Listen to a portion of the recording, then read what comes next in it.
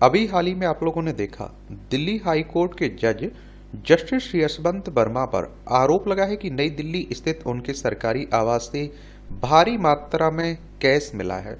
उसके बाद चर्चा होने लगी है कि आखिर जजों की, जो हाई कोर्ट के जज होते हैं, उनकी सैलरी कितनी होती है और इन पर कैसे होती है इनके खिलाफ कानूनी कार्रवाई। इसके बारे में हम लोग बात करते हैं, जानते हैं। और हमारी सर्वोच्च अदालत कौन सी है? Supreme court. संविधान के अनुच्छेद 124 के तहत सुप्रीम कोर्ट की स्थापना की बात की गई। 28 जनवरी 1950 में स्थापना हुई थी। देखिए, हमारा प्यारा भारत है। तो आप देखिए, हाई कोर्ट के जज को क्या सुविधाएं देती है सरकार। भारत में हाई कोर्ट जज एक संवैधानिक पद है और इनकी नियुक्ति की भी लंबी प्रक्रिया होती है। हाई कोर्ट और सुप्रीम कोर्ट के सीनियर जज और सरकार की सहमति के बाद इन्हें नियुक्त किया जाता है। 7वें वेतन आयोग के तहत उनकी मासिक सैलरी 2.25 लाख रुपए होती है, यानी कि 2,25,000 रुपए होती है। और ऑफिस के कामकाज के लिए 27,000 रुपए मासिक भत्ता भी मिलता है। ऐसे जजों को रहने के लिए एक सरकारी आवास दिया जाता है और अगर वे सरकारी घर ना लें तो किराए के लिए अलग से उन्हें पैसे मिलते हैं और इस घर के रखरखाव के पैसे सरकार देती है। इन घरों को एक सीमा तक बिजली और पानी भी फ्री में मिलता है, मुफ्त मिलता है। और फर्नीचर के लिए 6 लाख रुपए तक की रकम भी मिलती है और साथ ही उन्हें एक गाड़ी भी दी जाती है और हर महीने 200 लीटर पेट्रोल लेने की अनुमति भी होती है। इसके अलावा चिकित्सा की सुविधा, ड्राइवर और नौकरों के लिए भत्ते का भी प्रावधान होता है।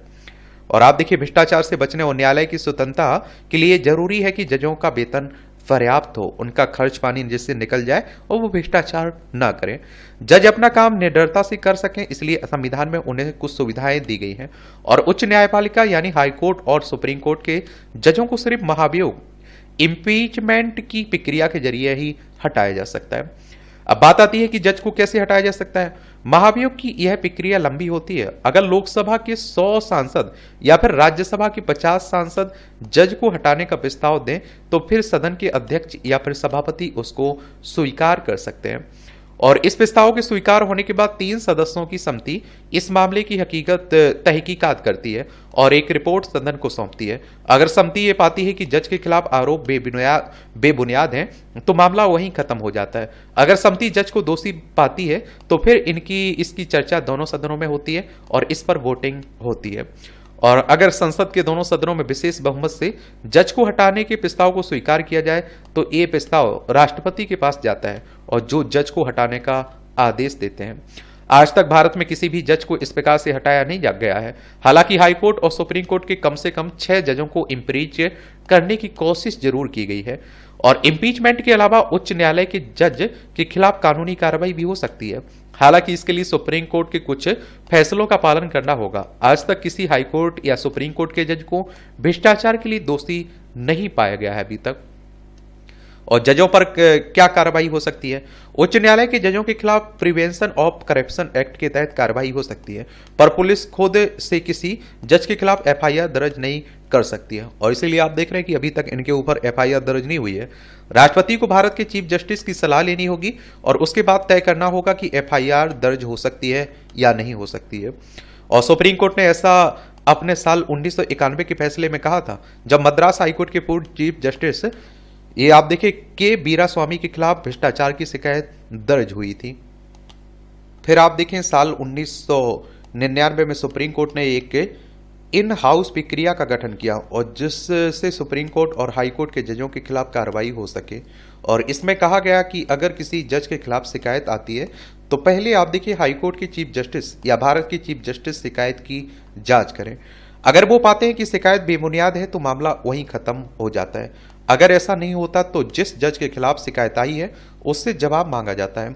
अगर जवाब से चीफ जस्टिस को लगे कि आगे किसी कार्रवाई की जरूरत नहीं है तो मामला खत्म हो जाता है। और अगर ये लगे कि मामले की और गहरी जांच होनी चाहिए तो भारत के चीफ जस्टिस एक कमेटी का गठन कर सकते हैं और इस कमेटी में 3 जज होते हैं और अपनी कार्रवाई के बाद कमेटी या तो जज को बेकसूर पा सकती है या जज को इस्तीफा देने के लिए कह सकती है। और इस्तीफा देने से अगर जज ने मना कर दिया तो समिति उनके इम्पीचमेंट के लिए प्रधानमंत्री राष्ट्रपति को सूचना दे सकती है। और ऐसे भी कुछ मामले हुए जिसमें इन हाउस कमेटी के फैसले के बाद याद ही चीफ जस्टिस ऑफ इंडिया ने केंद्रीय जांच ब्यूरो सीबीआई को हाईकोर्ट जज के खिलाफ कार्रवाई करने को कहा। और सीबीआई यानी कि सेंट्रल ब्यूरो ऑफ इन्वेस्टिगेशन की बात हो रही है। संविधान के अनुच्छेद 124 के तहत सुप्रीम कोर्ट सीबीआई की स्थापना 1 अप्रैल 1963 में हुई थी। नई दिल्ली में हेडक्वार्टर आपको देखने को मिल जाएगा। इलाहाबाद हाईकोर्ट के पूर्व जज एस.एन. शुक्ला के खिलाफ 2018 में इन हाउस कमेटी की प्रक्रिया चली थी और इसके बाद उन्होंने इस्तीफा देने से मना कर दिया और साल 2021 में सीबीआई ने उनके खिलाफ भ्रष्टाचार के आरोपों पर एक चार्जशीट दर्ज की थी। पंजाब हरियाणा हाईकोर्ट की पूर्व जज निर्मल यादव के खिलाफ भी सीबीआई ने भ्रष्टाचार के आरोप लगाए थे। उनके खिलाफ मुकदमा अभी लंबित है। मार्च 2003 में दिल्ली हाईकोर्ट की पूर्व जज समित मुखर्जी को भ्रष्टाचार के आरोप में गिरफ्तार भी किया गया था। तो ये कहानी है हाईकोर्ट के जज से जुड़ी हुई। आपका कोई सवाल हो, मेरे लिए सुझाव हो तो जरूर आप लोग बता सकते हैं। देखिए, अगर हाईकोर्ट की बात करें तो उच्च न्यायालय भारतीय न्यायिक व्यवस्था में राज्य स्तर पर सर्वोच्च न्यायालय होते हैं जो संविधान के अनुच्छेद 214 से लेकर 231 के तहत स्थापित किए जाते हैं। ये भी आप लोग याद रखिएगा। और संविधान के अनुच्छेद 217 यह कहता है कि उच्च न्यायालय के न्यायाधीशों की नियुक्ति राष्ट्रपति द्वारा भारत के मुख्य न्यायाधीश राज्य के राज्यपाल के परामर्श से की जाती है। मुख्य न्यायाधीशों के अलावा किसी अन्य न्यायाधीश की नियुक्ति के मामले में उच्च न्यायालय के मुख्य न्यायाधीश से परामर्श किया जाता है। ये भी आप लोग याद रखिएगा। और इस तरह के टॉपिक से आपके एग्जाम में क्वेश्चंस पूछ लेता है, तो एक सामान्य जानकारी जरूर रखा करिएगा। धन्यवाद।